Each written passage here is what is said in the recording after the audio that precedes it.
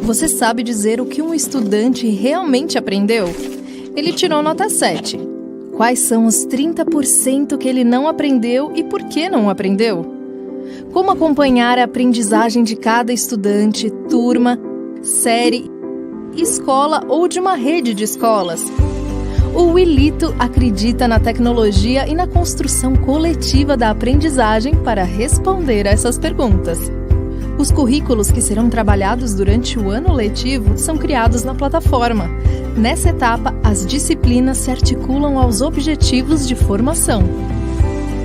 Ao criar o currículo, o gestor relaciona as habilidades, conceitos, disciplinas, temas integradores, objetivos de formação e descritores que podem ser referenciados pela Base Nacional Comum Curricular. O Wilito sustenta as tomadas de decisão na gestão escolar e transforma a educação, ao reconhecer as aprendizagens como singulares e fornecer condições para que ocorram com qualidade e personalização. Wilito, we learn together.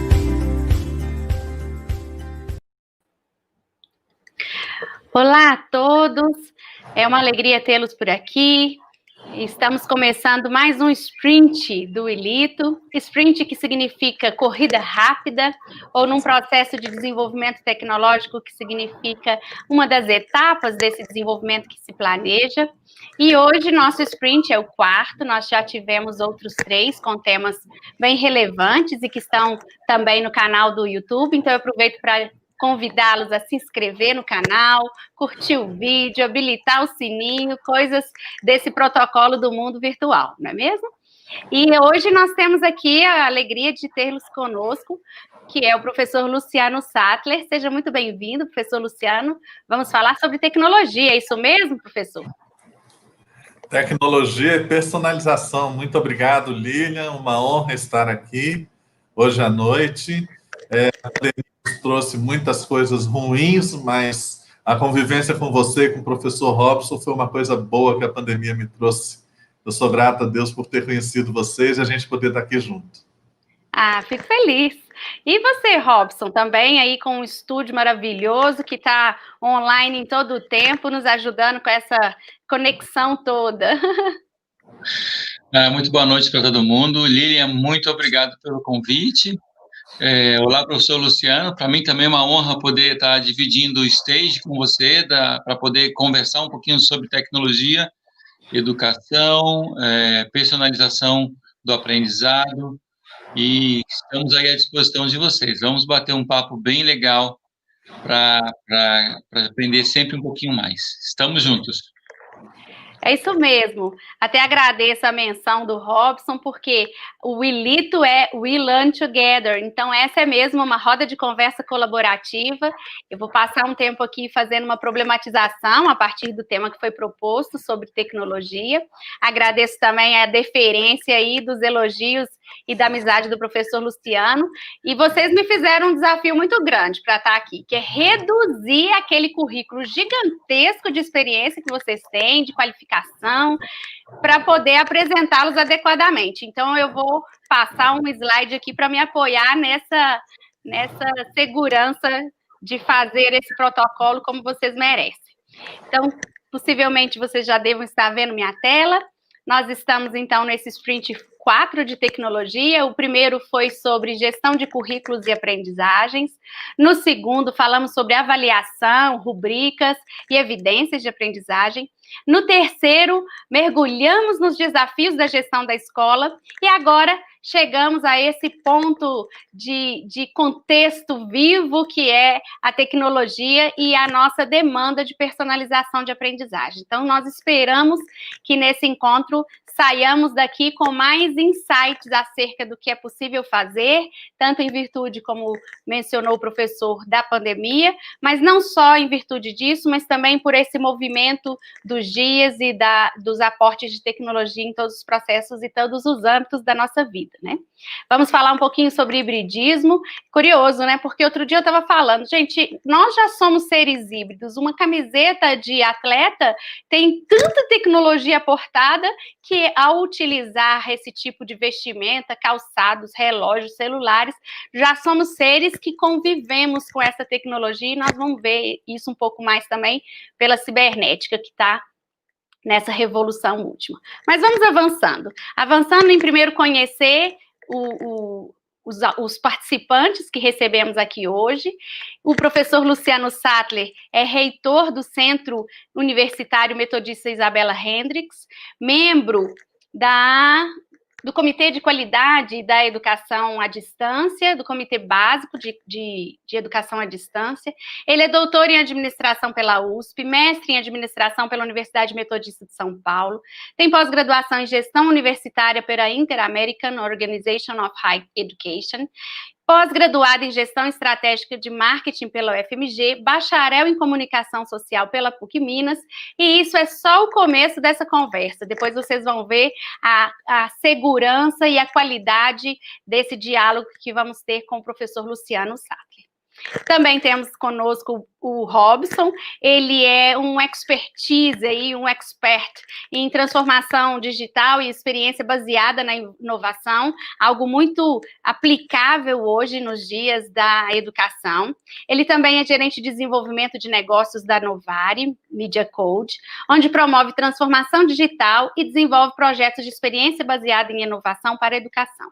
Também é responsável pela área de conteúdos do Instituto Significário. Conheci Robson numa dessas andanças de escola e o quanto ele traz de apropriação dos discursos internacionais, de suas experiências em várias instituições nacionais e internacionais, publicando com pessoas de referência, também o qualifica extremamente para esse diálogo que vamos ter. Sejam mais uma vez muito bem-vindos. Eu estou por aqui, eu sou o CEO da Willito, que é uma plataforma de gestão em educação e tecnologia. Ela promove gestão de aprendizagens e currículos. À medida desses eventos, a gente vai contando aos poucos sobre o que se trata. Eu também trabalho com processos editoriais, de material didático, consultorias, mas esse currículo formal fica depois para vocês lerem, porque o que é importante aqui é a conversa com os nossos convidados, não é mesmo? O Willito é a contração de We Learn Together, por acreditarmos justamente nessa aprendizagem, nesse saber que está distribuído e nessa aprendizagem que se faz pelas trocas, colaborativamente. Então, é um nome que bem o representa. E a temática específica é de tecnologia educacional e a personalização da aprendizagem. Bem, se eu fosse começar a falar da importância da tecnologia e o percurso, né, desse seu desenvolvimento no decorrer da história, ia ficar num lugar tão comum que acredito que vocês já tenham ouvido tantas palestras dessa forma, que eu não vou ocupar o tempo de vocês repetindo o que já está colocado. Temos desafios muito mais representativos aqui para pensarmos sobre ele. Então, vamos reconhecer esse movimento de desenvolvimento tecnológico e o reconhecimento aí das 4 revoluções industriais, em que uma primeira revolução foi marcada pelo processo de mecanização das máquinas a vapor e da indústria têxtil, 1784, lá atrás, a Revolução Industrial com as carvoarias, com o vapor movendo as máquinas, né? Com a migração do trabalho de artesãos para as fábricas, e vemos depois uma segunda revolução industrial, que essas máquinas começam agora a ganhar mais ênfase no trabalho, Ford, Fayol, Taylor, essa turma toda que é bem estudada no processo de administração. O que eles fazem? Ao invés de você fazer ao redor do trabalho, você deve colocar em linha de produção. Então, agora a produção ganha linha, ganha agilidade, ganha energia elétrica, e essa é uma mudança bem representativa em 1860.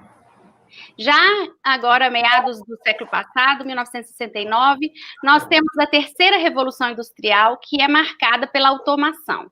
Uma vez que os processos foram extremamente bem desenhados nessa etapa, houve um estudo de tempos e movimentos em que eles, com um cronômetro, ficavam ali marcando quantos minutos, quantos movimentos para cada ação, né, ali da máquina e da operação, a ponto de conseguirem, então, dizerem para a máquina como é a sequência de tarefas, os movimentos exatos, as quantidades, até tamanhos de pás, são estudos muito interessantes nessa historicidade aí das revoluções.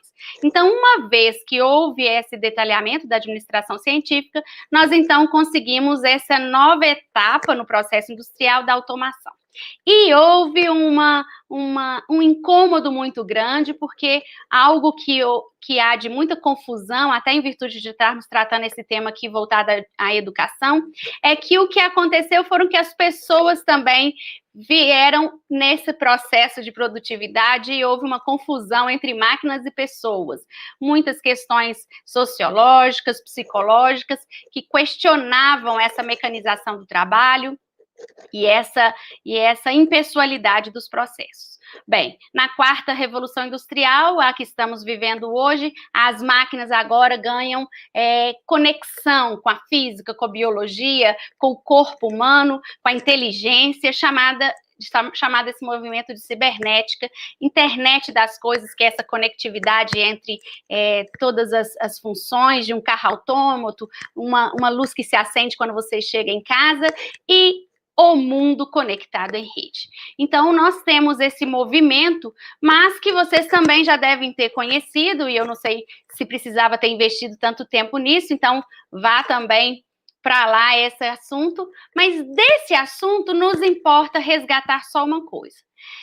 Aprendi com os professores de história que uma linha histórica, ela não acontece isoladamente, mas ela sempre acontece em paralelismos com outras coisas que aconteciam no mesmo tempo.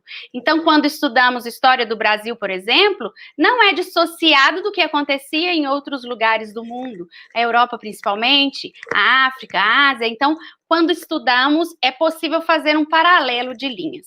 E nesse paralelo de linhas, há uma produção intensiva aí da academia, dos estudos das ciências da educação, que nos empresta agora algum sentido para a temática que se segue. Veja só, enquanto as máquinas começavam, houve uma migração das famílias que cuidavam dos seus filhos em escolarização muito doméstica, para que o Estado, então, fosse responsável por essa gestão de acesso e da educação de seus jovens. Já próximo da Segunda Revolução, há muito esforço de alguns pensadores, alguns estudiosos, em fazer a estruturação desse currículo, né? Então, o que é que importa ao estudante saber acerca disso? Teve Bobbitt, que escreveu o primeiro livro sobre currículo, Tyler, que veio organizando os objetivos educacionais, e ele dizia, se eu tiver os objetivos muito bem escritos, vai ser fácil, porque aí é só você aplicar aquilo na escola e você saberá exatamente. Os processos de avaliação, faça a aferição, aquele que souber vai ser aprovado e a quem não souber tem que retornar. Então, a formação, muito voltada ao instrucionismo, na transmissão dos saberes, das descobertas da humanidade, não é mesmo? Modelam aí essa teoria tradicional educacional. Mas isso não foi não foi muito tranquilo, né? Houve forte questionamento, movimentos da sociologia do conhecimento, publicações, por exemplo, como o de Bourdieu, que dizia, tem um currículo oculto aí, as relações de poder, as estruturas das famílias, da sociedade, elas impactavam na escola, e passamos, então, num momento de pensamento estruturalista, desses questionamentos com sentenças mais categóricas, mais abrangentes, na lógica do poder, o poder do Estado, definindo currículos, coisa muito interessante. E agora voltaríamos nesse novo tempo, que é pela universidade denominada de pós-estruturalismo, pós-contemporâneo, a importância do discurso. Um currículo também é uma promoção de poder, então como é que você narra a história? Quem está falando? É o colonizador ou não é? Quem está sendo privilegiado nessa narrativa? Será que aquela minoria está sendo reconhecida? Então, há uma sentença mais existencialista, de microcosmos, de realidades menores e mais profundamente reconhecidas. E aqui, no paralelo, né, há um aporte de tecnologia e desse pensamento. Mas, o que isso tem a ver? tem a ver que hoje, para nós pensarmos num tempo futuro, como que queremos mesmo desenhar aí, né? O que será do ano 2021 e como que a escola vai precisar de se organizar, é necessário retomarmos historicamente, ainda que por muito breve, um tempo muito breve, e entendermos o seguinte: enquanto a indústria conseguiu se promover nesse fluxo, chamado também de efeito catraca, né? Aquilo que vivenciamos, ele não retorna. A economia vai falar isso, até o alpinismo, aquela catraca do alpinista, que ela só tem uma direção de apertar e é sempre para frente, sempre em direção progressiva, né? Ela não aconteceu de maneira semelhante na educação. Seria ousado, será, dizer que nós organizamos a escola em semelhança à indústria com os processos das pessoas, mas não necessariamente com os processos de gestão. Então, ao invés de nós, sim, mantermos a crítica a esse movimento da indústria que colocou os nossos estudantes em filas, em linhas de produção, em marcação de formação de coletivos, como se fosse um processo de construção de um veículo, como foi forte, né, na experiência de Ford naquela época. Não. Nós teríamos que ter reconhecido as singularidades dos sujeitos, ainda que os processos recebessem aportes tecnológicos e de critérios de organização e automação. Então, hoje, a educação meio que briga com a administração, acreditando que essas métricas todas se prestam a contribuir na formação de gente. Gente não é máquina. Gente é gente, são pessoas, e elas não estão em linhas de produção, pelo contrário. Nós temos que modelar todo o nosso processo a fim de encontrar a singularidade de cada sujeito, reconhecendo e colocando em situações que Perrenot vai chamar situações ótimas de aprendizagem. Qual é a melhor condição para que ele venha aprender? É nas trocas, tutoria de pares, é em ambientes de colaboração, então é trabalho em grupos, é em atividade do seu cognitivo, ao invés de passividade. Então vamos criar situações, propostas de problemas, desenvolver projetos. Então entendam, o que falarmos aqui sobre tecnologia voltada à educação não está relacionado necessariamente, primeiro, a uma necessidade de fazermos boa educação, há quem saiba fazer boa educação sem qualquer aporte de tecnologia, mas a tecnologia pode também nos ajudar a esse montante de ações na escola, como eles deveriam ser organizados. E eu acho que eu já estou avançando no tempo dos nossos convidados, não sei se a problematização já traz algumas hipóteses aí.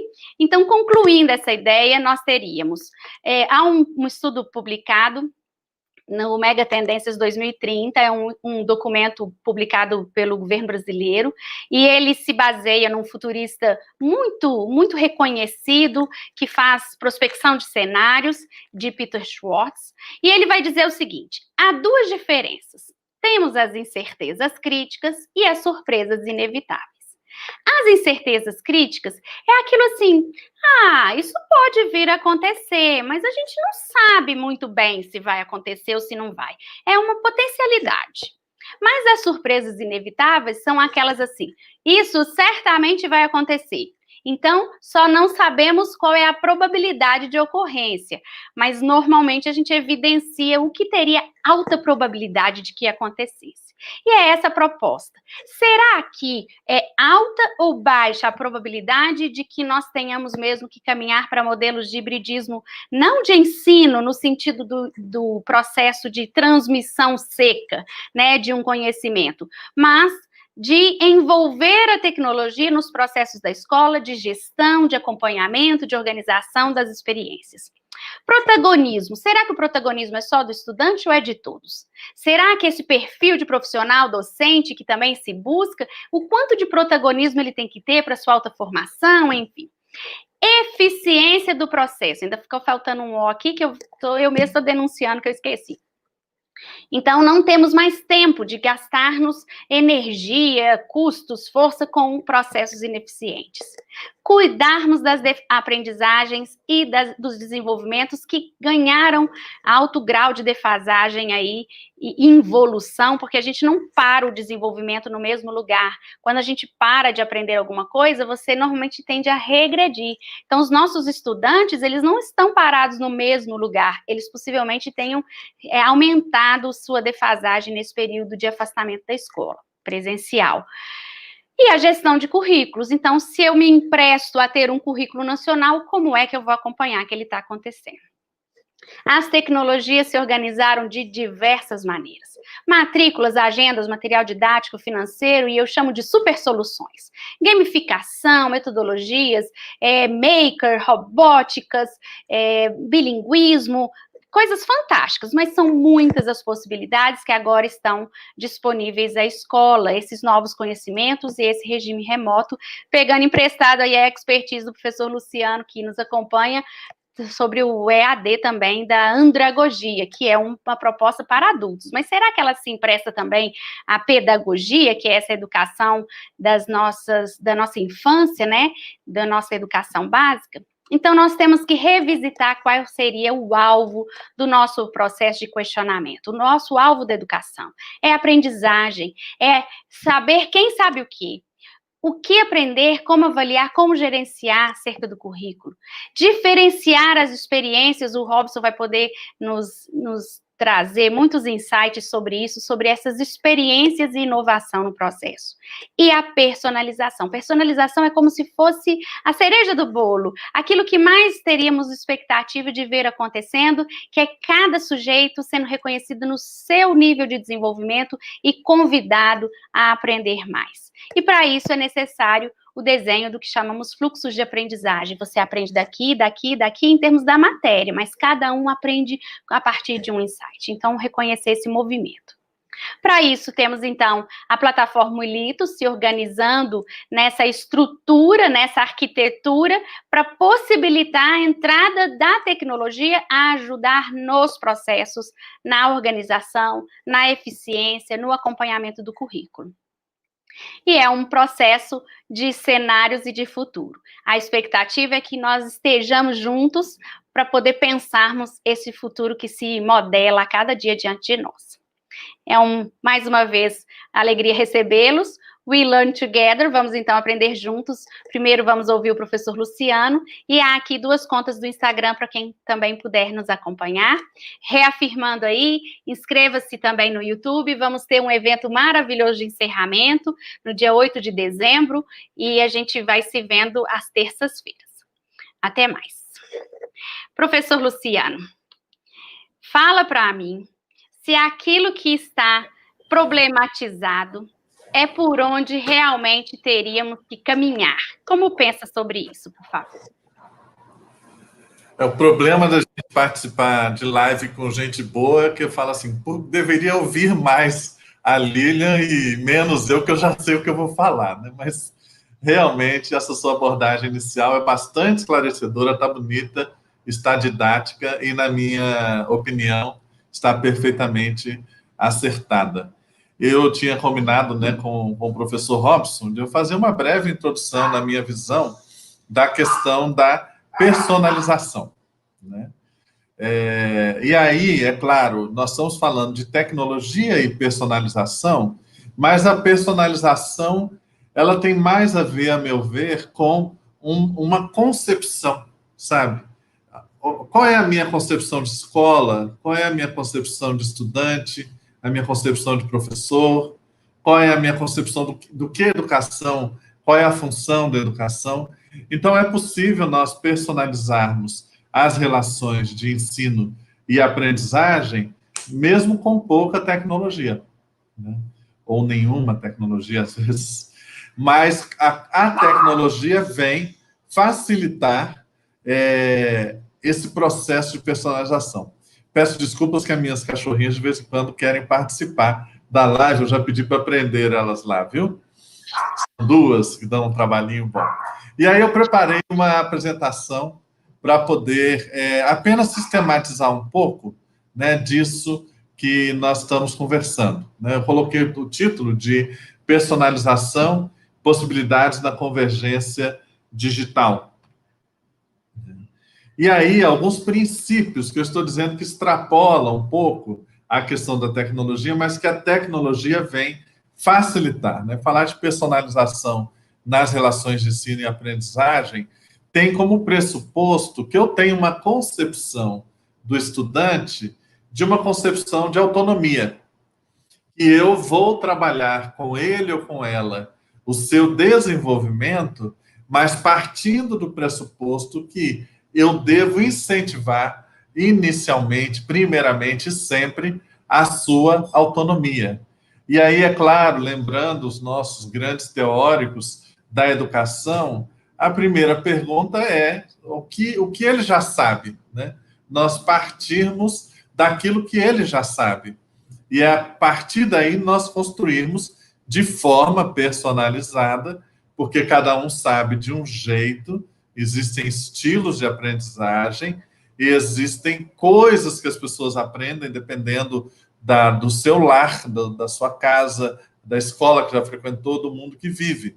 Então, já parte de algo que exige a personalização. Então, esse princípio da autonomia significa incorporar a autorreflexão e a definição de metas com a participação do estudante. Então, olha, a partir da sua autorreflexão, vamos juntos definir metas de aprendizagem. Nós temos um lugar para chegar juntos, nós temos coisas que agora, por exemplo, a BNCC nos aponta, ou no caso do ensino superior, as DCNs nos apontam.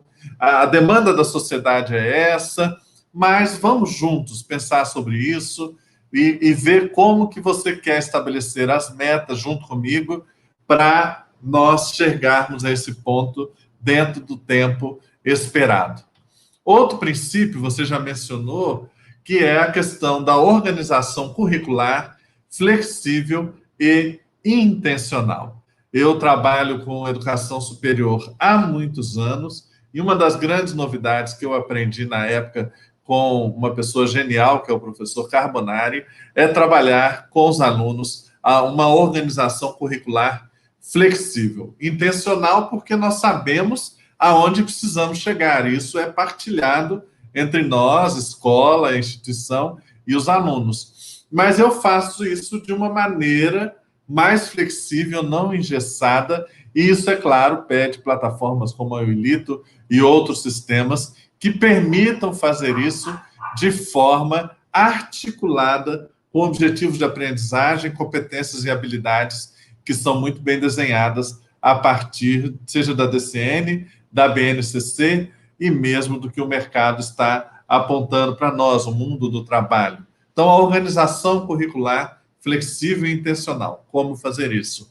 Para a personalização. O outro princípio tem a ver, viu, Lília? Eu aprendi isso de forma mais aprofundada com você e a partir do debate que você promoveu com o professor José Pacheco e aqui no diálogo com a Escola da Serra, aqui em Belo Horizonte, que é um exemplo fantástico, Sim. sobre ciclos de escolaridade, né? Tudo que envolve o ciclo de escolaridade e as comunidades de aprendizagem. Ou seja, partir do princípio, se o aluno tem autonomia, o aluno também é capaz de ensinar uns aos outros. Então, nós temos espaços que têm que ser repensados, mas que tenham pessoas de diferentes idades, alunos de diferentes idades, alunos de diferentes ritmos, alunos de diferentes interesses, diferentes estilos de aprendizagem, e isso é possível de ser dado por meio dos ciclos de escolaridade. E aí a gente abandona essa lógica de ano e série e passamos para uma outra lógica de organização e que eu creio que tanto a BNCC quanto as DCNs hoje, as DCNs nem se falam, isso fica mais claro, essa liberdade, mas a BNCC agora nos permite, na medida em que introduz especialmente a questão dos projetos de vida, dos itinerários ativos, né?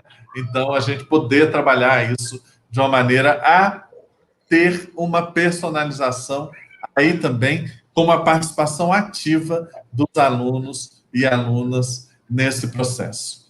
E aí, é claro, nós podemos desenvolver junto com eles e elas sequências didáticas personalizadas, né? Eu estou lendo um livro fantástico de um prêmio Nobel da Economia, se chama Rápido e Devagar, vocês devem conhecer, em que ele fala a diferença entre o sistema 1, que é aquele mais intuitivo, e que é fantástico, porque a gente usa na maior parte do tempo para sobreviver e não ter que tomar decisões refletidas o tempo todo, e o sistema 2, que é aquele que pede, quando é aprendizagem em nível mais profundo, e pede uma análise mais pormenorizada e maior investimento mental para nós aprendermos coisas novas, e como que um sistema engana o outro.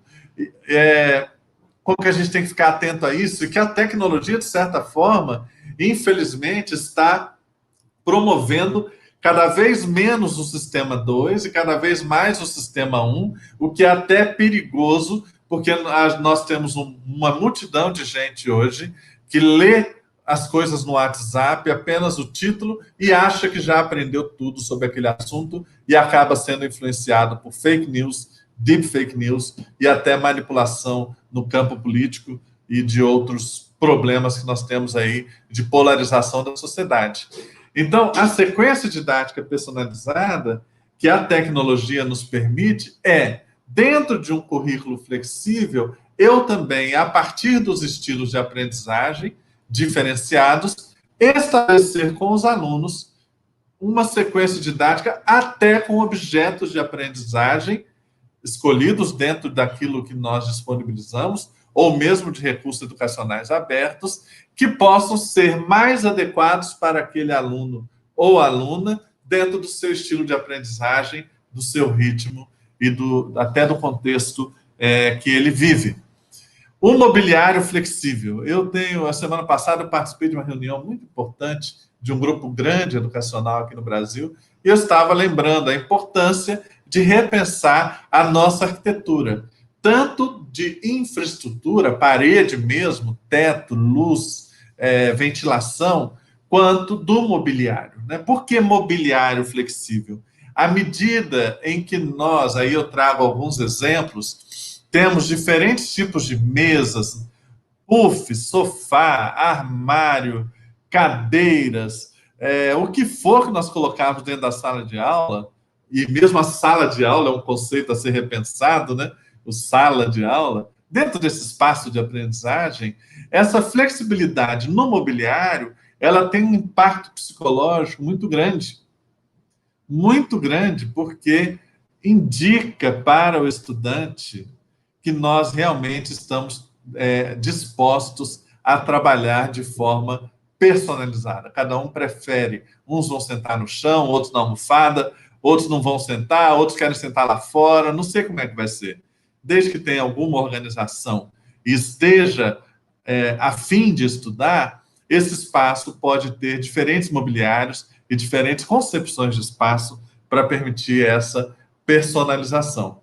E algo que é fundamental, envolver os estudantes em conversas sobre a avaliação da aprendizagem. Olha, nós precisamos avaliar se você aprendeu isso.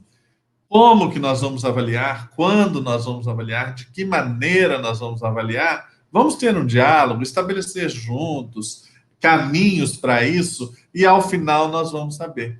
Algo que eu vivi uma vez no ensino superior, que eu achei muito interessante.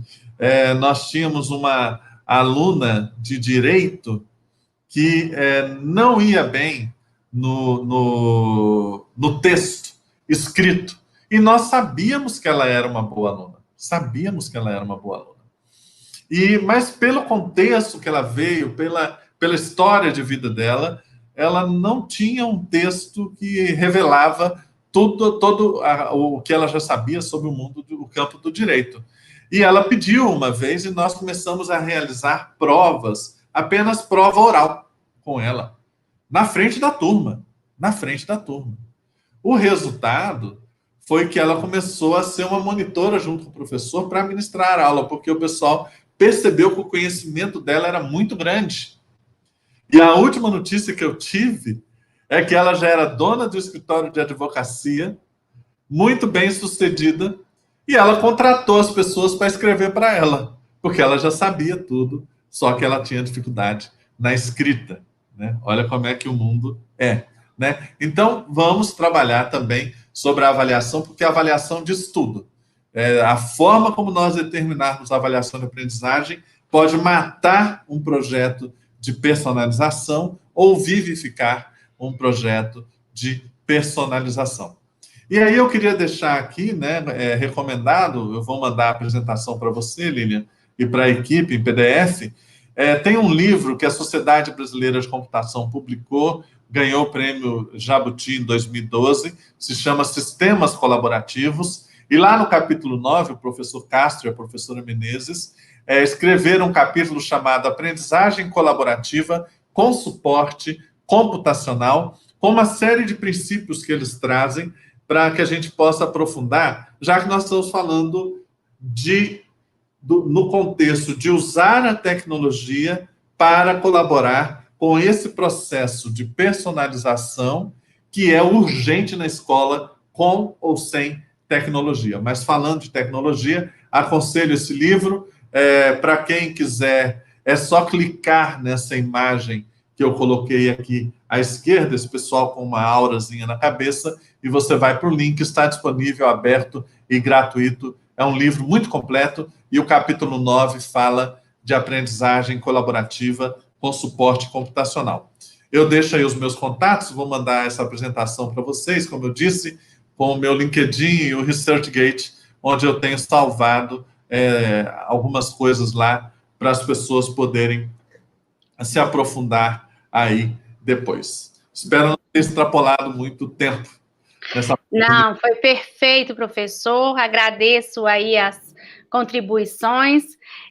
Eu queria fazer-lhe 2 perguntas. Pode ser agora, Robson? Ou você quer que a gente faça toda ao final? Fica super à vontade. Então, vamos lá. Tem muita gente aqui no chat e eu passo a cumprimentá-los adequadamente. Acho que a gente já começou aqui na nossa boa conversa, mas tem gente de São Paulo, aqui de Minas, professores que estamos também vendo alguns aí pelos encontros do Wilito. Deixe aqui também sua pergunta e eu vou aqui fazer o reconhecimento de uma pergunta que foi feita para o professor Luciano. O uso de tecnologias oriundas da indústria 4.0, com geração da sequência didática personalizada por machine learning, tá caprichando. Normalmente, essas perguntas, quando vêm assim, difíceis, a gente passa aperto, mas vamos ver como é que isso vai sair. Com base no conhecimento prévio / novo, estabelecido por atividades avaliativas. Acho que eu fragmentei a pergunta, mas é isso. A Gil nos ajudou aí, olha. Como que nós vamos entender essa lógica de sequência didática? E há também emenda para mim uma outra dúvida dessa natureza. Falar de personalização é falar de um professor que dá aula particular? Será que é isso que nós estamos entendendo adequadamente? Que bom que você já sentiu aí com a cabeça, então prossiga e faça a sua elaboração aí para essa pergunta difícil que o Mauro Marques nos fez. Professor Mauro Marques, a próxima vez nós vamos te colocar aqui para responder. Sabe a resposta. Né? Obrigado pela pergunta. E também eu fico tranquilo que se ficar muito difícil eu peço ao professor Robson para responder. Mas, primeiro, existe uma diferença entre personalização e individualização. Né? Aula particular e individualização. Personalização sempre vai ter a ver com estratégias que estão relacionadas à escola ou à instituição de ensino superior. Então, nós estamos falando dentro de educação formal, pode até ser dentro de educação corporativa, mas que trabalha na lógica de comunidade e aprendizagem a partir desses princípios que eu coloquei aí. Quando nós falamos de indústria 4.0, e aí tem que deixar claro que não é só para a indústria, mas também é para serviços, é todo esse processo que nós estamos vivendo de automação crescente das nossas atividades econômicas, né? E esse é o grande desafio que nós temos urgente, né? Porque se você observa o relatório do Fórum Econômico Mundial, que foi publicado há 2 meses atrás, 1 mês atrás, sobre o futuro do trabalho, na perspectiva da indústria 4.0, Assusta a gente a quantidade de empregos que vão desaparecer, a quantidade de empregos que vão surgir, mas no meio do processo, quem está nesse aqui e não conseguir migrar para esse aqui, vai cair no limbo, no desemprego estrutural, ou no nem-nem, né? Que são os jovens que estão aí que nem estudam nem trabalham, por exemplo. O problema é que existem relatórios do IPEA recentes que os dados do IPEA mostram que no Brasil a situação é pior do que o Fórum Econômico Mundial diz. Aqui no Brasil, o volume de atividades e funções que podem ser automatizadas e gerar desemprego estrutural é um percentual mais alto da população economicamente ativa do que o Fórum Econômico Mundial apontou. Então, nós temos um desafio grande. Eu escrevi um artigo recente dentro do portal do Sistema Mineiro de Inovação, depois eu posso mandar para vocês, me escreva, que fala sobre uma revolução que o pessoal está chamando de upskilling e reskilling, ou seja, nós temos que continuar a aprender para sempre. Ninguém mais aposenta depois da reforma. Então, upskilling, eu aprender coisas novas e vou migrar de carreira, ou reskilling, eu vou me aprofundar dentro do que eu já faço para poder aprender mais profundamente, ser mais útil numa área de maior complexidade dentro da área que eu atuo. Eu tenho só agora, Lilian, que verificar se não é o inverso, upskilling, reskilling, mas quer dizer isso, entendeu? E a machine learning, professor, isso aí é assustador. Eu fiz um prefácio para o livro da professora Andréa Filatro, que está disponível no meu LinkedIn, e fiz uma live com ela tem umas 2 semanas. A professora Andréa teve a ousadia de lançar o primeiro livro do Brasil sobre data science na educação. E eu fiz um prefácio falando sobre inteligência artificial, inclusive machine learning, na educação. E machine learning significa que as máquinas cada vez mais serão criadas sem saber nada. Elas vão ser programadas para virem para aprender. E nós vamos ter também professores de máquinas. Nós vamos dar aulas para as máquinas. Nós hoje já estamos dando aula para o Google. Tudo que você pesquisa no Google, você está ensinando ao Google. Quem lembra o tradutor do Google, quando começou, a gente punha alguma coisa para traduzir lá, ele colocava do lado assim, olha, a minha tradução é essa, se você achar que alguma coisa pode melhorar, escreve aqui para mim. Aí você falava, olha, essa palavra é assim, essa palavra é assim, essa palavra é assim. Hoje, quando você usa o Google Tradutor, ele está quase perfeito, porque ele aprendeu conosco. Então, machine learning é isso, máquinas que vão aprender conosco para poder nos ensinar coisas e fazer coisas diferentes depois. Haverá machine learning sendo utilizado dentro da escola? Sem dúvida nenhuma. A máquina vai substituir o professor? Somente aquele. Boa pergunta. Somente aquele que merecer ser substituído. Entende? Como é que eu faço para não merecer ser substituído por uma máquina? Eu tenho que ser melhor que o Google. Como é que eu sou melhor que o Google? Eu vou saber mais informação que ele? Não. Eu vou saber qual é a informação mais relevante para o contexto do meu estudante. Eu vou olhar os resultados da pesquisa do Google e dizer que nenhuma daquelas 3 primeiras páginas é a melhor, que, na verdade, ele deveria consultar um clássico. E eu vou poder trabalhar com empatia, compaixão, um olhar de confiança que se estabeleça com o meu aluno, que máquina nenhuma pode ter. E eu vou empoderar o meu aluno para ele acreditar em si mesmo. Então, passa por essa questão emocional, passa por eu conhecer o suficiente do meu campo para ir além das informações primeiras que vierem no Google e dessa capacidade de contextualização. Muito bom. Por aqui, senão complica. Mas foi bom que você foi pegando as partes todas da pergunta e dissecou o nosso problema. Veja só, a turma está falando, parabéns, uma live muito didática e atual. Quem esteja chegando agora, sejam bem-vindos, façam suas perguntas.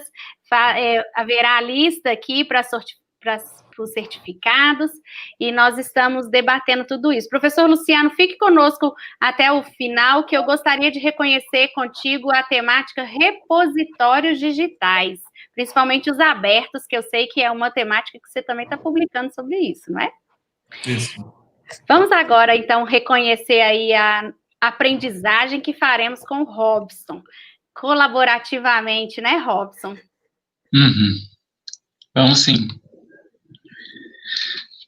Bem, é uma delícia poder falar depois da Lilian e depois do Luciano Sattler, né? Porque eles conduzem um processo de aprendizado nosso, né, coletivo, desse grupo, desse coletivo aqui, de forma muito brilhante. E isso nos desafia a falar, olha, agora complementa, agora arredonda a bola também, né? E acho que a pergunta, a Lilian sabe, me conhece bem, eu gosto de falar das questões de aprendizado, de educação, e eu gosto de falar das questões de formação de professores e das questões de futuro do aprendizado, não aquele futuro lá da frente, mas um futuro que vai acontecer o ano que vem. Aí eu trago a minha pergunta que todos os professores e gestores que eu converso estão fazendo comigo e para mim, que é: o que vai ser de 2021? Como nós montamos 2021? Que tecnologias eu tenho que olhar principalmente? O Conselho Nacional de Educação liberou o ensino remoto até o final de 2021, no parecer dele, que ainda, até onde eu li, estaria sendo homologado pelo MEC ainda. Os pais dizem, eu não sei se eu vou levar meus filhos para a escola no primeiro semestre do ano que vem. A vacina não vai chegar para todo mundo. Então, meu filho vai estudar de casa. Tipo assim, eu não vou dar nem a opção dele ir para a escola. Alguns pais ainda falam assim, ei, já que o ensino vai continuar remoto assim, eu quero desconto. E outros pais dizem na educação pública, ei, já que o ensino vai continuar assim remoto, usando tecnologia, eu quero acesso, eu quero internet, eu preciso de internet. Então, quando esses problemas aparecem para a gente, como nós podemos olhar para 2021 sem pensar em tecnologia, sem olhar para a tecnologia? Mas eu também gosto muito de quebrar o paradigma da tecnologia. Nós já fazemos educação com tecnologia há muito tempo, né? Eu diria que quando a primeira vez que alguém desenhou nas cavernas com um desenho lá, explicando para o filho que aquilo lá era um touro, e explicou que o touro tinha 4 perninhas, e que aquele chifre, se batesse nele, ele iria machucá-lo, nós já estávamos usando de tecnologia. Então, acho que uma das primeiras tarefas nossas aqui nesse sprint falando de tecnologia é quebrar o paradigma dessa palavra. Sempre vem aquela, não, tecnologia é só ferramenta e tal. A gente fica tentando dar aquela amenizada, né, para aqueles professores não chegarem e baterem muito forte nessa questão não podemos, nós não somos tecnocratas, não podemos trazer a mecanização do processo de aprendizado. Mas tecnologia é tudo isso que a gente vê. O prédio da escola é tecnologia, né? O giz é tecnologia. O giz não é uma coisa que vem in natura, ele é processado, ele é quimicamente transformado para que o professor possa passar o giz ali na lousa e para que ele possa ficar. E ainda estudaram ele bem para quando passar aquele apagador, para que ele apagasse. O óculos, né? Eu gosto de falar da história do óculos, que ela é muito engraçada. O óculos é tecnologia. As primeiras vezes que colocaram os óculos no rosto das pessoas, as pessoas jogavam no chão, dizendo que era algo do capeta. Porque como é que eu que não enxergava antes, agora eu passo a enxergar? Isso não é normal, isso não é natural, mas não é só ótica. É só ciência e tecnologia aplicada para o bem do ser humano. Então, uma das primeiras coisas que a gente tem que fazer é não cair no erro de alguns antepassados nossos que não só falavam que o óculos era do capeta, mas que falavam que o quadro negro era algo que iria prejudicar profundamente o processo de aprendizado dos alunos. E isso foi falado exatamente no momento ali da dita segunda revolução industrial. Um parênteses também que eu gostaria de abrir aqui. Nós estamos vivendo na sociedade pós-industrial. Pós-industrial. O emprego está derretendo. Todos esses trabalhos repetitivos, todos esses trabalhos que a gente conhece que existem, vou trabalhar numa empresa, numa multinacional, essas coisas estão sendo substituídas, estão sendo automatizadas. E os empregos mais ligados à criatividade, ou à programação e ao desenvolvimento tecnológico, eles estão ganhando muita força. Então, quando a gente pensa em preparar os nossos filhos para o futuro, a partir agora de 2021, o que a gente vai fazer com eles em 2021, a gente tem que, primeiro, desmistificar a questão da tecnologia, e, segundo, olhar para esses processos, para o que vai acontecer com essas pessoas, pensando nessas existências, nesses alunos, como eu gosto de falar, nessas alminhas que nós vamos receber nas nossas escolas. Para a gente pensar, então, 2021, nós temos que fazer a seguinte pergunta para a gente.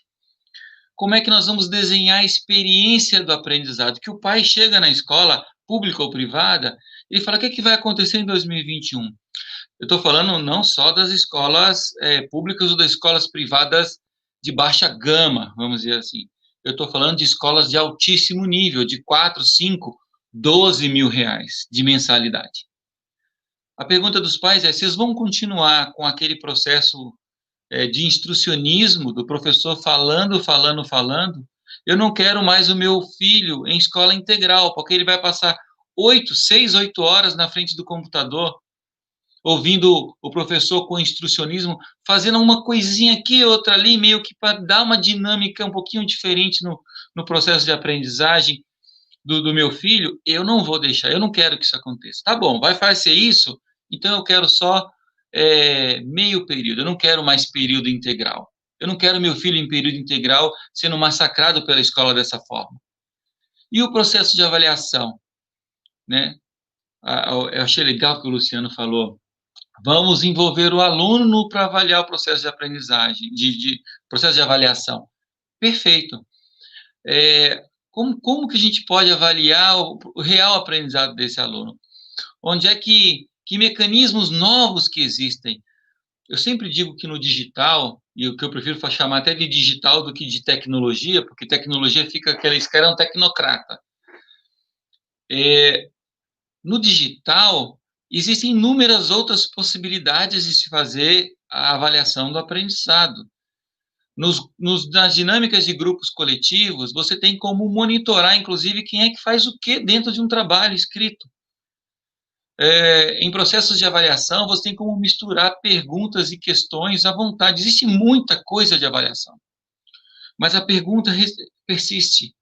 Qual vai ser, como desenhar a experiência do processo de aprendizado híbrido que a minha escola vai oferecer agora em 2021? É meio que uma pergunta. Nós estamos agora no dia 24 de novembro, ou seja, o nosso Natal, nós vamos estar bem ocupados com os nossos coordenadores pedagógicos debatendo essas coisas.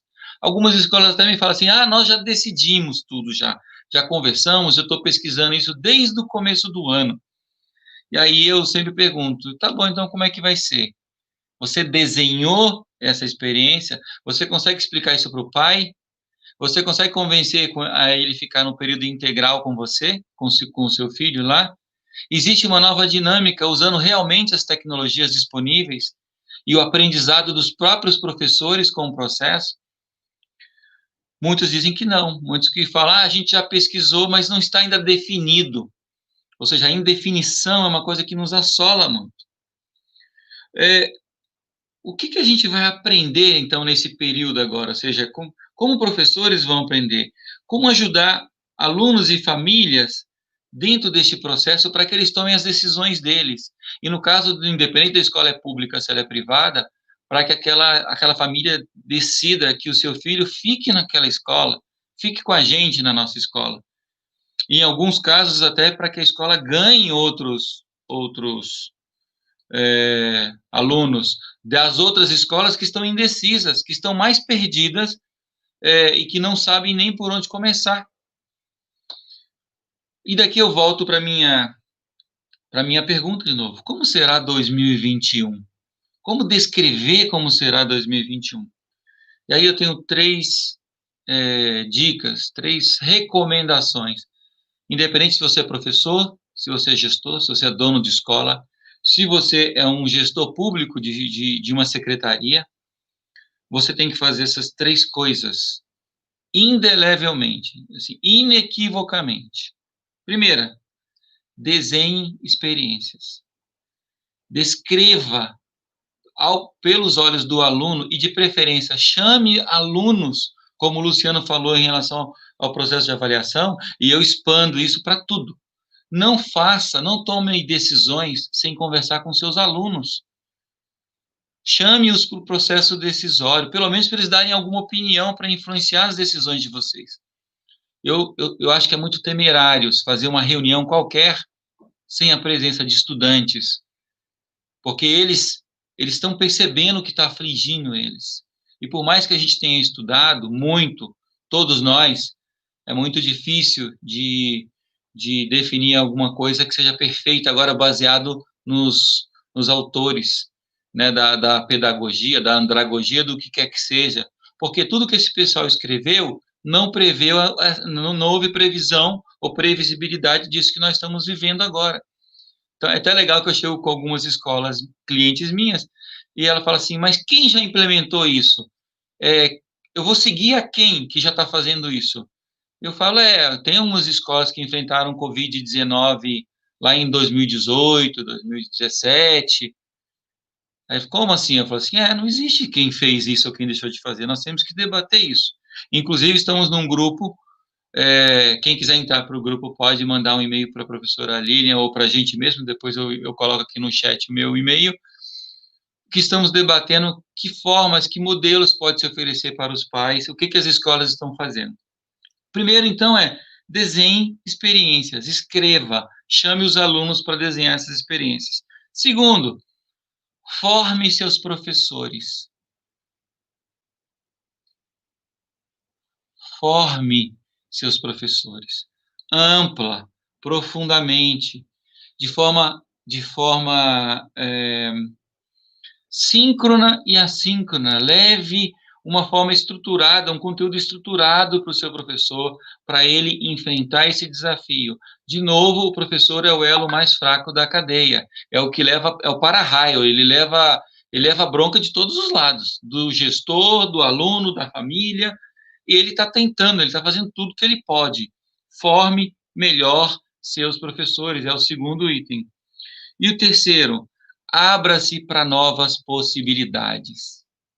E quando eu falo abra-se para novas possibilidades, eu digo também novas possibilidades de você ter 500 assentos na sua escola, mas você ter 3.000 alunos matriculados no ano que vem. 500 assentos na sua escola e 3.000 alunos matriculados no ano que vem. E você dando aula para essas pessoas. Como isso vai acontecer, a gente tem que construir juntos, que é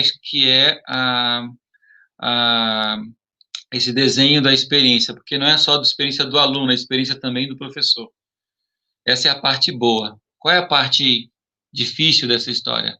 Nós temos que decidir isso bem rápido, porque os pais estão decidindo em matricular os seus filhos nos próximos 2, 3 meses. Ou seja, nós não temos tempo. Lilian, eu acho que essa é a minha contribuição, apontando aqui para 2021, trazendo da sua reflexão e do professor Luciano, e dizendo no final que não tem como fazer isso sem uso de tecnologia, sem gestão de currículo, sem formar muito bem o professor para utilizar e para estar aberto também da mesma forma como os gestores têm que estar abertos para novas possibilidades, os professores têm que estar abertos para sentar em grupos de aprendizado coletivo e falar assim, como nós vamos realizar isso? Como vamos fazer isso juntos? Te agradeço também, Robson, aprendi bastante. Esse percurso de experiência seria o quê? Como que eu faço, como ele se sente, o que ele aprende nesse momento, me detalha só um pouquinho aí do que seria essa experiência, esse desenho de experiências. Pode ser? Claro, por favor.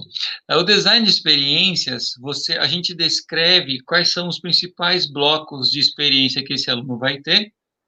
A gente descreve que dados, que números nós extraímos desses blocos de experiência, como se fossem fases de experiência. E a gente faz a fase desde que o aluno ou a família descobre que a escola existe, apesar que muitos já sabem que a escola existe, porque eles já estudam nessas escolas. Aí, como ele faz matrícula, como ele compra material, ou seja, a gente descreve a experiência desse aluno todo.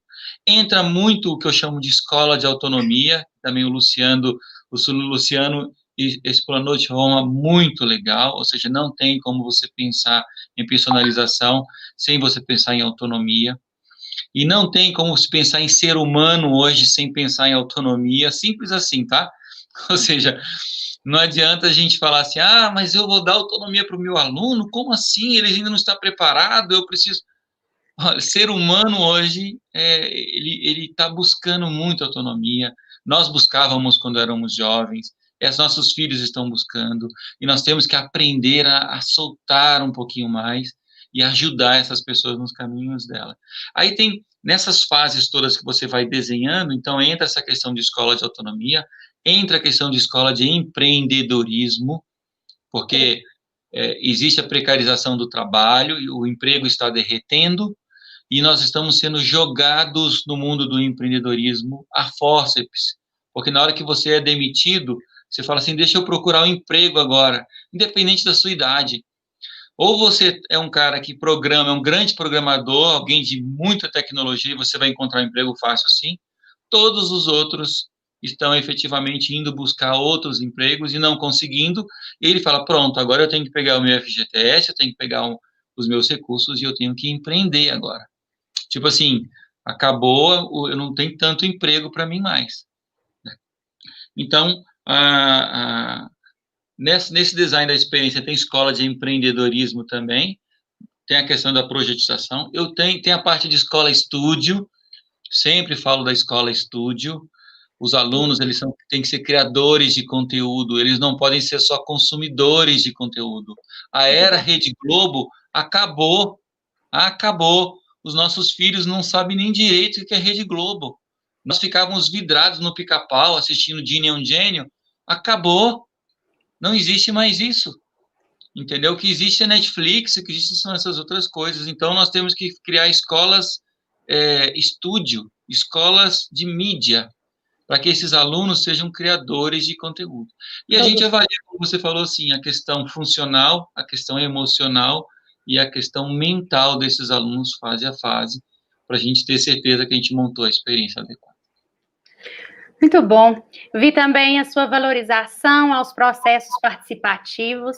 Afinal de contas, escola não está para preparar o estudante para a vida, escola já é vida que se vive, né? Então, o desenvolvimento da cidadania.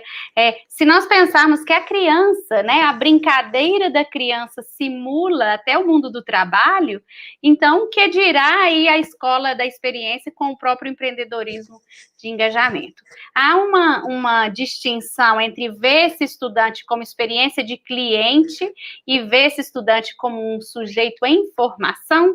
É diferente pensar ou nós vamos cair naquela falácia de acreditar também que nosso estudante é cliente? E aí eu depois quero passar a última pergunta também para o professor Luciano, sobre repositórios digitais. Espera aí que eu não esqueci, viu, professor? Robson. Eu tenho um pensamento também muito claro em relação a essa questão de cliente e clientelismo, né, de ter um discurso ofertista, né, o que a escola não pode fazer é ter um discurso ofertista. Discurso ofertista é achar, por exemplo, chamar a família e o pai, o estudante, a mãe, e falar, eu tenho todas as soluções para você, família, eu já sei tudo, tipo assim, eu tenho uma bola de cristal, né, eu consultei a cartomante, sei lá. Isso daí é uma falácia. Isso é uma falácia. Isso é clientelismo, isso é ofertismo. né? Trazer o ofertismo para a educação é errado.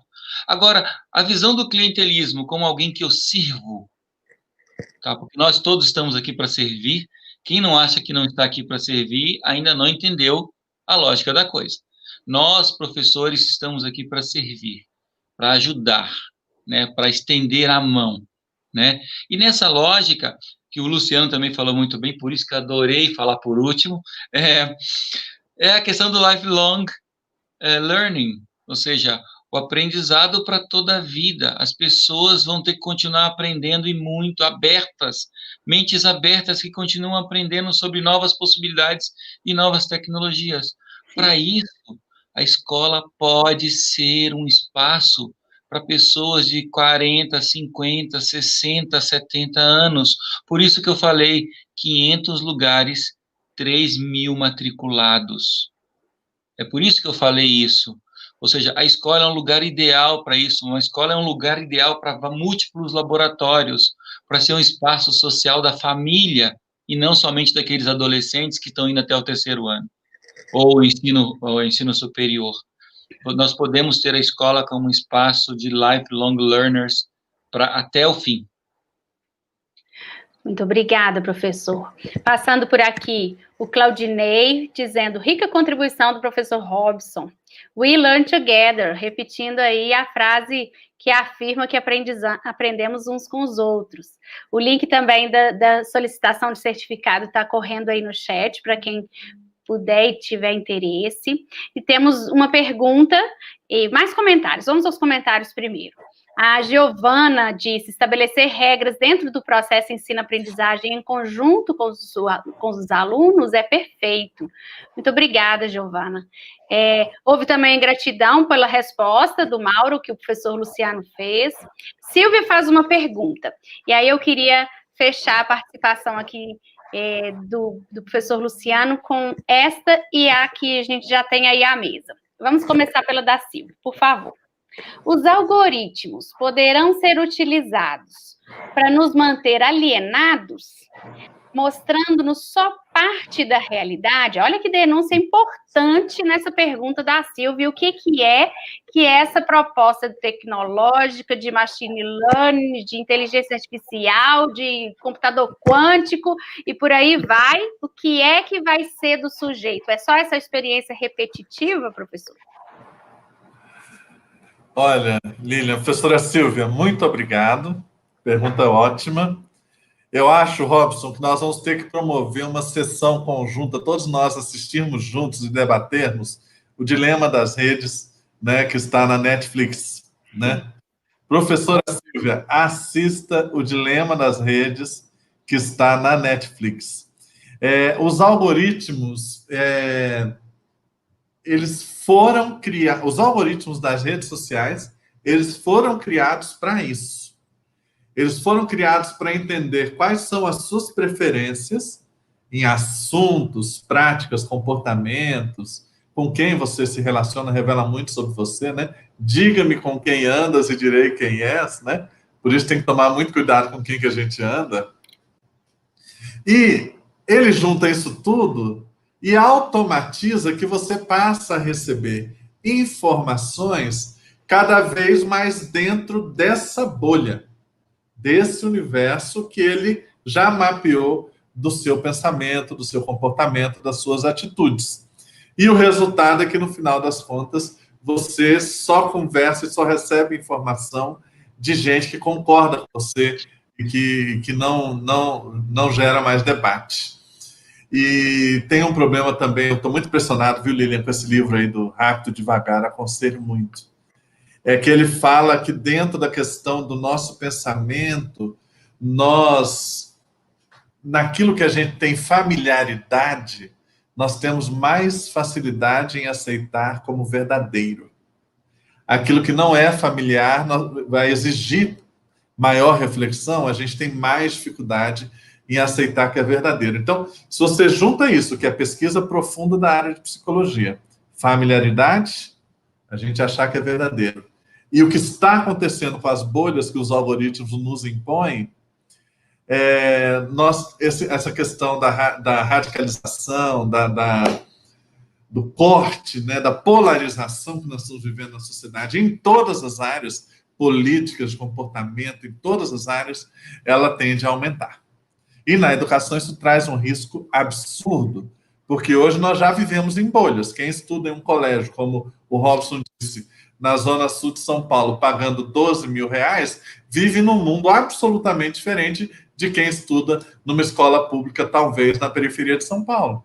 São mundos, bolhas diferentes. Eu uma vez ministrei um curso numa escola internacional, ali na Chácara Flora, Robson, e quando eu cheguei, eu fiquei com vergonha, porque cada carro que chegava era 5 vezes o preço do meu apartamento. Então, assim, são mundos diferentes, as pessoas já estão em bolhas e os algoritmos só pioram isso, né? Sobre repositórios, você pode falar? Pode falar, Nina. O tema é provocativo, né? A gente se instiga a participar também. Algoritmo é uma terminologia matemática, né? É uma fórmula que se avoluma de indicadores, de regras, mas o algoritmo ele não é nem bom nem mal, ele é uma regra. Então, basta saber para onde vamos conduzir essa regra, principalmente pensando em educação. Eu entendo que todo o processo de aporte de inteligência de máquina à educação deva privilegiar o contrário, a expansão dos mundos, a compreensão, a exploração de outras realidades, de outros contextos, de inovação, de contemplar cultura, arte, pensamentos. Então, não é para reduzir esse mundo, como temos visto o uso de algoritmos para experiências de clientes e fortalecimento de redes sociais. Então, a educação é esse estandarte de saúde aí, né, de aprendizagem, de desenvolvimento dessa atenção plena, que é o tipo 2 aí de funcionamento do cérebro. Então, eu também acredito nesse movimento contínuo. E esse baú de conhecimento, que é o repositório, já dei um spoiler aqui, professor Luciano, como é que são os repositórios educacionais abertos? Isso aí, até eu pedi a você falar antes, né, que eu tenho o compromisso 7h30, mas há muitos anos que eu participo, apoio, incentivo o movimento da educação aberta e dos recursos educacionais abertos, né? Eu creio que boa parte da solução, uma parte da solução da crise que nós enfrentamos na educação pública e também no ensino, na educação privada, mas especialmente na educação pública, passa pelo REA, de Recursos Educacionais Abertos, e pela concepção de educação aberta. Falando só de recursos educacionais abertos, é aproveitar essa lógica da internet, pelo menos a lógica original da internet, que agora está correndo o risco de ser deturpada, da partilha, do compartilhamento, de todos nós termos acesso ao melhor material, mais atualizado, gratuitamente, de forma partilhada. Tem muita coisa riquíssima produzida no contexto público, e por ser público, ter sido produzido por pessoas pagas com recursos públicos, deveria ser público. Existe uma lei para isso, que foi aprovada pelo secretário Rocieli. Eu vou estar com ele amanhã numa conversa, convido vocês a participarem, amanhã, às 15 horas, o secretário estadual de Educação de São Paulo. Ele aprovou essa lei lá no Ministério da Educação, uma portaria, e nós não estamos fazendo uso. Então, é a ideia de utilizar repositórios abertos, se for escolas privadas, de preferência em grandes convênios, que todo mundo não precise ficar dependentes de modelos exclusivamente comerciais, mas que o próprio aluno sendo autor, os professores sendo autores, e eu sei que essa questão de autoria é algo caro para a plataforma Ilito, que eu respeito muito, que essa questão da autoria possa realmente ter a ver com essa educação que não fica concebida em currículos muito fechados, que vai contra tudo isso que nós estamos dizendo aqui. Personalização pede também essa lógica de recursos educacionais abertos para compor os objetos de aprendizagem que nós trabalhamos. Muito bom. Recursos educacionais são vídeos, links, materiais digitais que se disponibilizam. O abertos é por serem gratuitos, de acesso à comunidade. Então, há muito desse conceito voltado à educação superior, né? As teses produzidas pelos estudantes se organizam ali.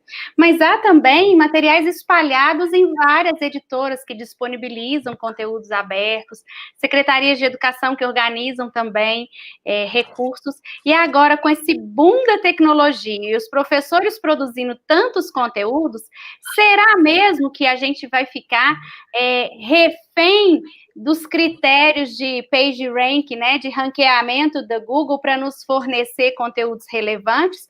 Ou a gente pode fazer esse movimento de recursividade aos clássicos, à cultura que se produziu ali? Bem, eu agradeço a participação do professor Luciano e o Robson fica para uma última pergunta. Pode ser, Robson? Sim, claro. Estou à disposição. Então, eu peço desculpas por ter que me retirar agora. Robson, bom te ver. Lilian, muito obrigado. Sempre aprendo com vocês. E agradeço a todos que estão participando. Já disponibilizei aí a apresentação, viu, Lilian, para você. E já está lá no meu LinkedIn. Vamos ficar em contato. Desculpa, muito obrigada. Não, estamos todos encerrando por aqui. É só uma pergunta que tem aqui que eu gostaria ainda que o Robson desse uma palhinha para nós. Obrigada. Tá, até mais. Veja só, tem primeiro um comentário da Silvia que é: está mais do que certo que teremos mudança extrema. Agora vamos focar em pós-pandemia, tá bem, Robson? Uhum. E sem sombra de dúvida, as salas de informática serão essenciais com livre acesso.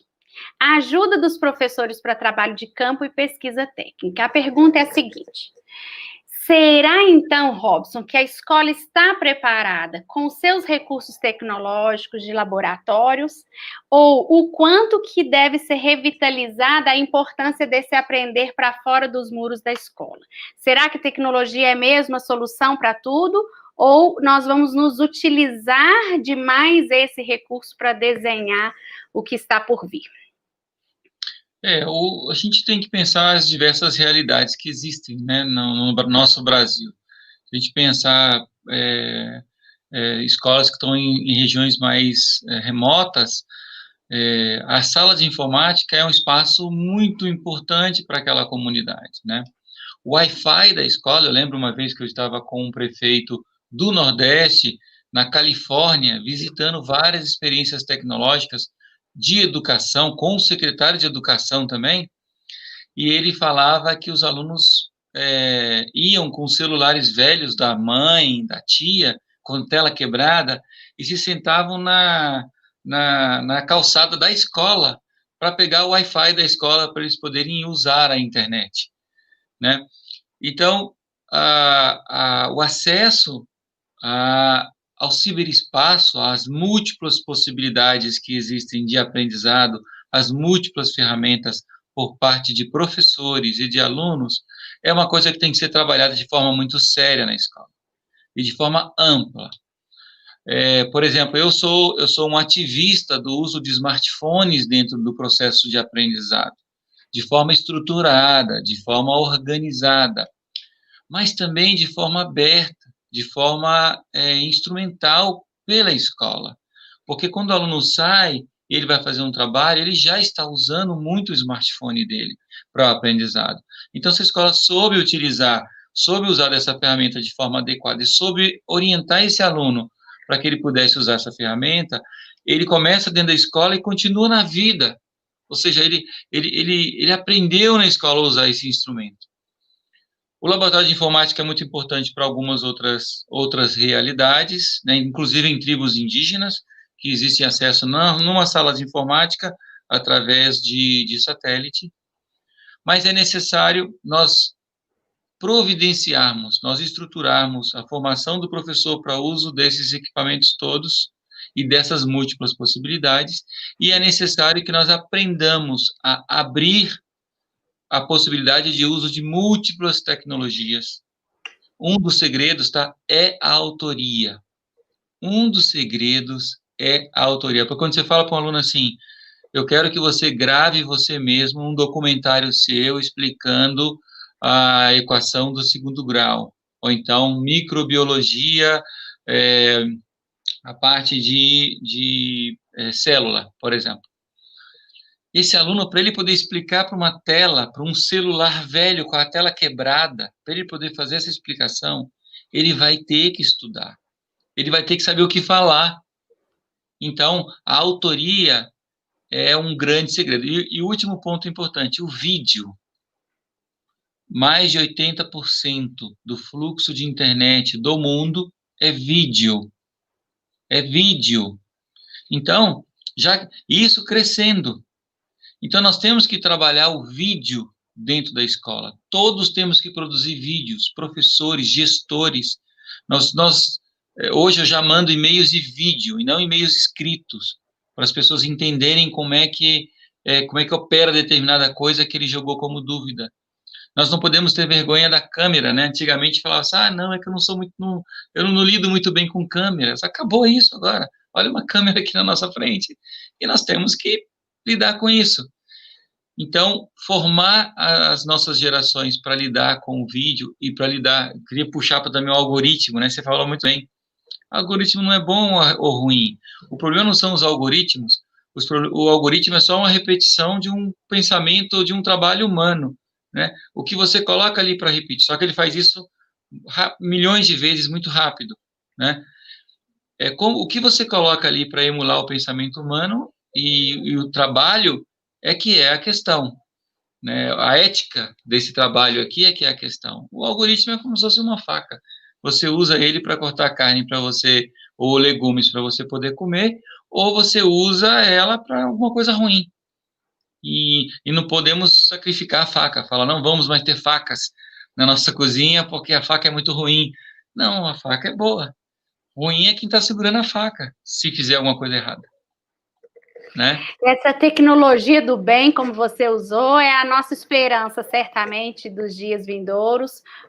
Por isso que a educação está aí, se desafiando a formar e contribuir na formação das pessoas, porque ninguém forma ninguém, mas a gente pode apoiar esse desenvolvimento com situações, com organização de todos esses processos. Bem, o Wilito realmente é uma plataforma que se inaugura nessa temática de organização de repositórios e vinculação desses repositórios à BNCC.